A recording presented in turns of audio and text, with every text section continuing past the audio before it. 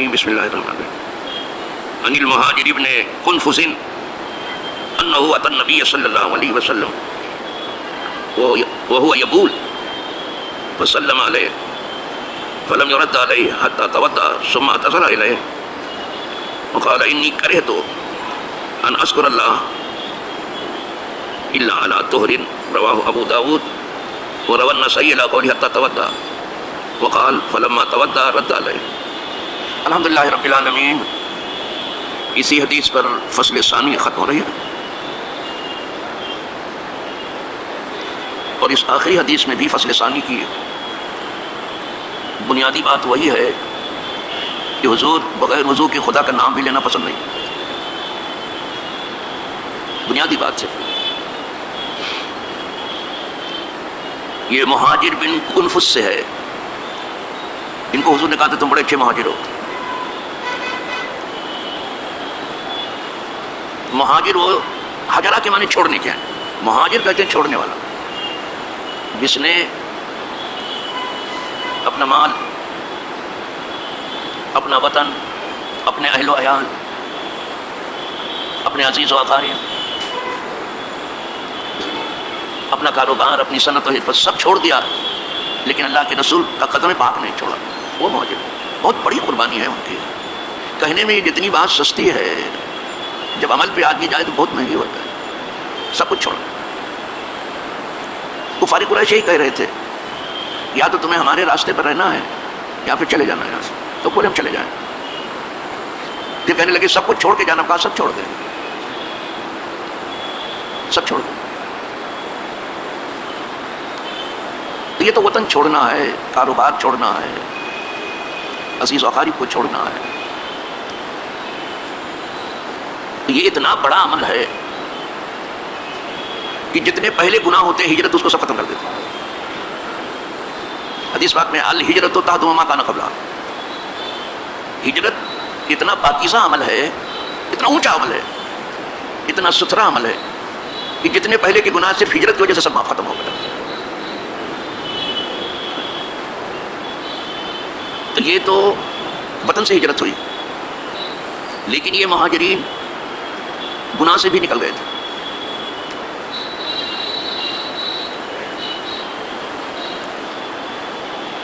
ایک مہاجر تو وطن چھوڑنے والا، دوسرا وہ ہے جو گناہ کو چھوڑ دے. من ہجر ما نہی اللہ عنہ، جس نے وہ چیز بھی چھوڑ دی جسے اللہ نے منع کیا، کہا نہیں چاہیے مجھے. تو یہ دونوں شانہ ان کے اندر تھے. انہوں نے وطن ہی نہیں چھوڑا تھا، گناہ بھی چھوڑ دیا تھا.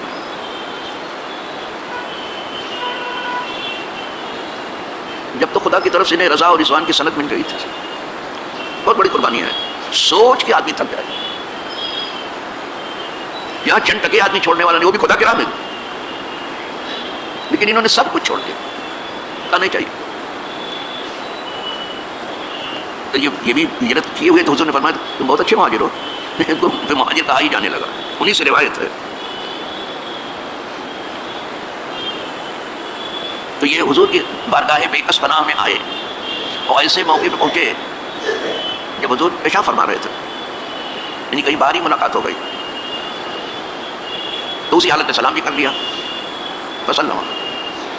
فسلم علیہ، تو حضور کو سلام عرض کیا. فلم يرد علیہ، حضور نے سلام کا جواب نہیں دیا. حتی توضأ، یہاں تک کہ حضور پیشاب فرما کر کے پھر تشریف لائے، وضو کیا، اب سلام کا جواب. تو یہاں سے ایک چیز سمجھ میں آ رہی ہے کہ سلام کا جواب تو دینا ہی ہے. اگر کسی وجہ سے کچھ تاخیر ہو رہی ہے ہو جائے، لیکن جواب دینا ہے. اب جواب دیا حضور، بھلے دیر سے ہو لیکن جواب دینا ہے. کچھ لوگ سلام کا جواب ہی نہیں دیتے، وہ سمجھ سے باہر ہے. خاص طور سے وہ جو اپنے آپ کو بہت بڑا سمجھتے ہیں. کوئی غریب آدمی جو ہے اگر ان کو سلام کر لے تو جلدی سے سلام کا جواب ہی نہیں. تو دنیا کان کھول کر کے سن لے. جب سے یہ زمین بچھائی گئی اور آسمان کا سائبان قائم کیا گیا اور جب سے یہاں انسانوں کی آبادی ہوئی تو حضور سے بڑا کوئی آیا نہیں.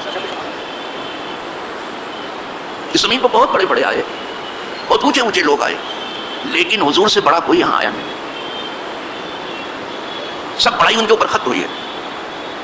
صرف پیغمبروں کا آنا ہی نہیں ختم ہوا، ہر بڑائی ختم ہوئی، ان سے بڑا ہو کے کوئی نہیں آیا. لیکن دیکھیے جیسے وضو فرمایا ویسے سلام کا جواب دیا. آپ کتنے بھی بڑے ہو جاؤ لیکن سلام کا جواب دو. بہت اونچا کھینچنے کی ضرورت نہیں.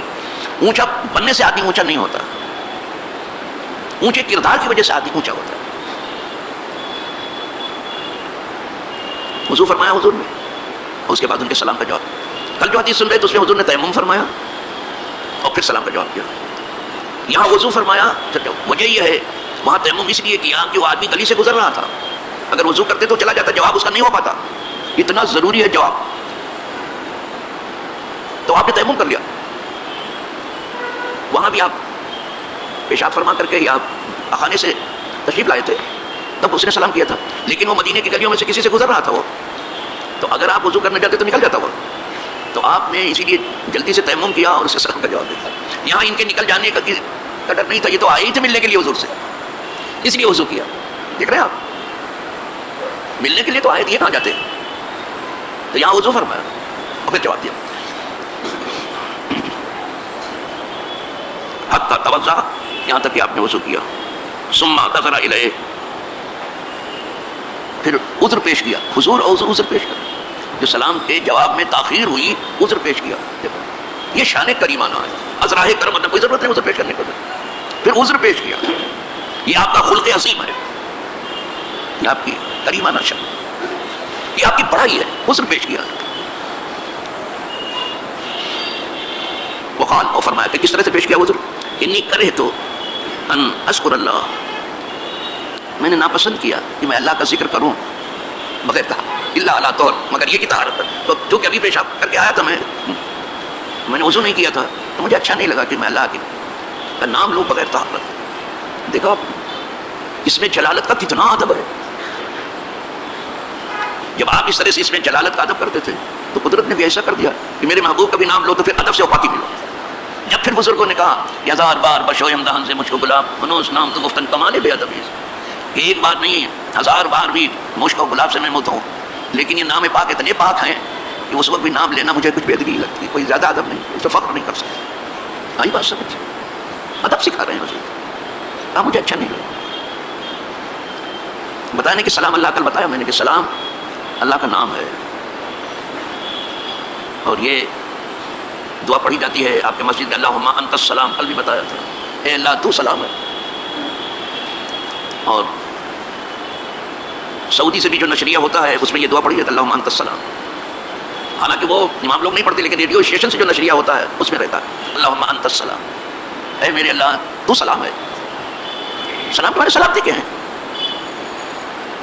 ومنک السلام، اور جتنی سلامتی ہے سب تیری طرف سے. وعلیک یرجع السلام، اور سلامتی سب تیری طرف جاتی ہے.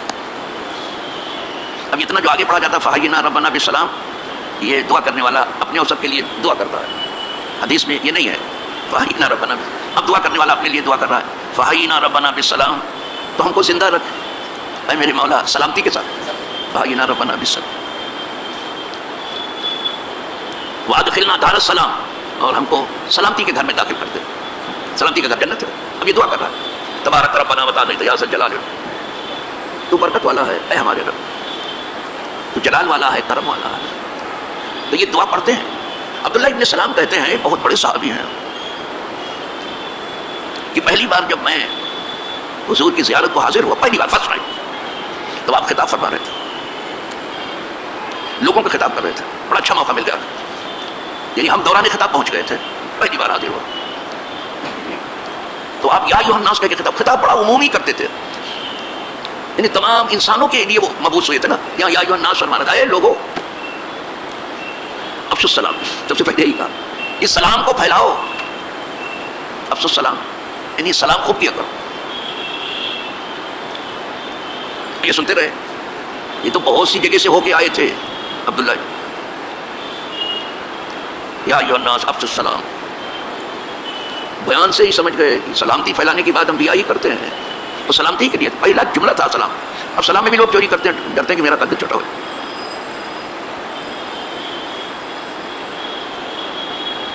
پھر تو وہ کلام بڑا تھا، سنتے رہے، لیکن سب سے پہلے سلام کی بات ہے. تو خطاب میں بھی سب سے پہلے السلام، اور نماز میں بھی سب سے بعد السلام. اللہ کی پڑھائی سے نماز شروع ہوتی ہے اور سلام کے اوپر ختم ہوتی ہے. تحریم و تکبیر و تحلیل و تسلیم. نماز شروع ہوتی ہے اللہ اکبر سے، تکبیر کیا ہے اللہ اکبر، اور ختم کہاں ہوتی ہے سلام کے اوپر. کس کے لیے سلامتی مانگتے ہو؟ جو السلام علیکم کہتے ہو اپنے لیے، اور سیدھی طرف جو کچھ آدمی بیٹھے ہیں ان کے لیے، تمام مخلوق کے لیے. سیدھی طرف جتنے پڑھتے ہیں صاحب، اور بائیں طرف سب کے لیے سلام. تھوڑا سمجھ کے کرو تو زیادہ اچھا ہوگا، تو مانا خیز ہو جائے گا. بے خبری میں ایسے جلدی جلدی گردن پھرا دینا تو کوئی معنی نہیں رکھتا.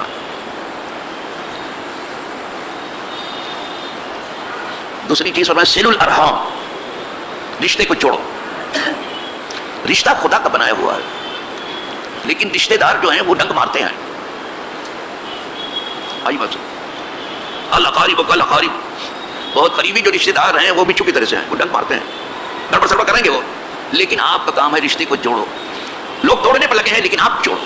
یہ نبی بتا سکتے سل الارحام، رشتے کو جوڑو. اس کا حکم کلام پاک میں جگہ جگہ ہے، رشتہ جوڑنا، ٹوٹنے نہ پائے. سل الارحام. پھر فرمایا واطعموا الطعام، کھانا کھلاؤ. وہ کھانا کھلانے کی بات کرتے ہیں، یہاں کھانا چھیننے کی بات کرتے ہیں حکمراں. کیونکہ جو کچھ غریب کے پاس ہو بھی چھین لو، انا للہ و انا الیہ راجعون، الا ماشاءاللہ. کھانا کھلاؤ غریبوں کو. واطعموا الطعام.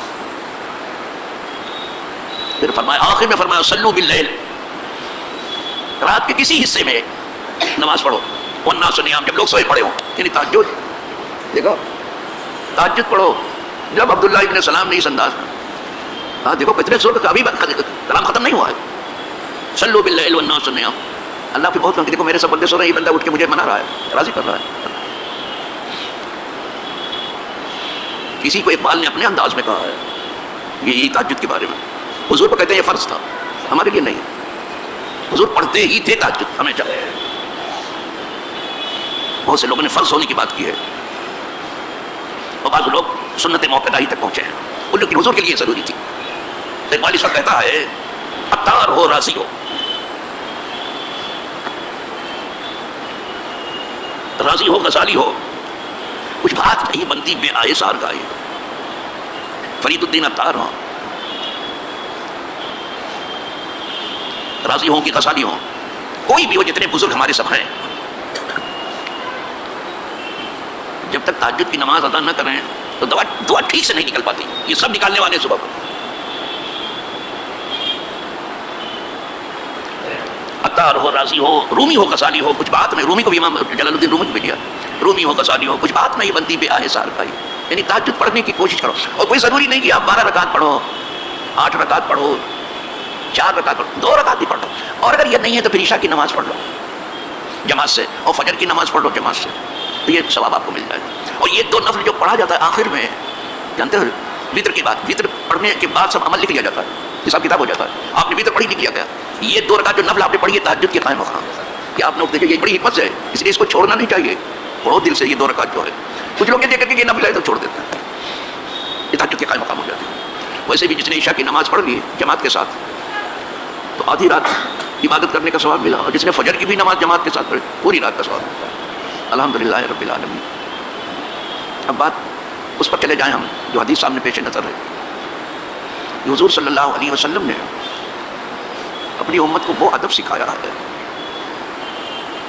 کہ اگر اس پر یہ عمل پیرا ہو جائیں تو شاید غیر مسلموں کو بھی کہنا نہیں پڑے گا کہ تمہیں یہ دین اچھا لگتا ہے تو قبول کر لیجئے. کہنا نہیں پڑے گا، اس کے اچھائی دیکھ کر کے وہ خود نثار ہو جائیں گے اس میں.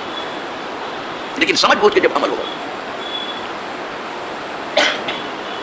کل حضور کی عمر شریف 23 برس ہے اعلان نبوت کے بعد. کل 40 سال کے بعد تو اعلان نبوت کیا. نبی پہلے سے ہیں لیکن اعلان نبوت 23 سال میں اس طرح سے اسلام تیزی سے پھیلا کہ دنیا کا ایک بہت بڑا حصہ جو ہے وہ کلمہ گو ہو گیا. آپ گن نہیں سکتے ہو. بہت بڑی ہے یہ امت، بہت بڑی ہے یہ امت. آپ ایسی بھی کاؤنٹنگ کرو، کاؤنٹنگ نہیں کر سکتے ہو. اور یہ قرآنوں کی کاؤنٹنگ صحیح ہوتی کہاں ہے بابا؟ وہی کام تو صحیح ہوتا ہے ان کا. اللہ یہ رحم کرے. بہت مگر اتنا ہے. ہم سے تو ایک غیر مسلم نے کہا تھا، ہماری زمانہ علالت میں جب ہم بیمار ہو کر کے لکھنؤ میڈیکل کالج میں ایڈمٹ تھے بچپن میں، ہمارے بیڈ سے قریب جو ہے سب غیر مسلم ہی تھے، اور زیادہ تر جنسنگ کے لوگ تھے. اب وہ تاریخ سناؤ تو بہت لمبا ہو جائے. لیکن ہمارے پڑوس میں بہت بڑا بیچارہ پڑھا لکھا آدمی تھا، ٹیچر تھا وہ. اس نے کہا میں دل سے محمد صاحب کا احترام کرتا ہوں، ان لفظوں میں کہا تھا. میں نے کہا کس طرح سے آپ احترام کرتے ہو؟ کہا نہیں میں ان کو بہت بڑا آدمی شمار کرتا ہوں، بہت بڑا آدمی جانتا ہوں. 23 سال میں وہ کہہ رہا ہے نمائندہ کہ پوری دنیا میں اسلام پھیل گیا. 23 سال.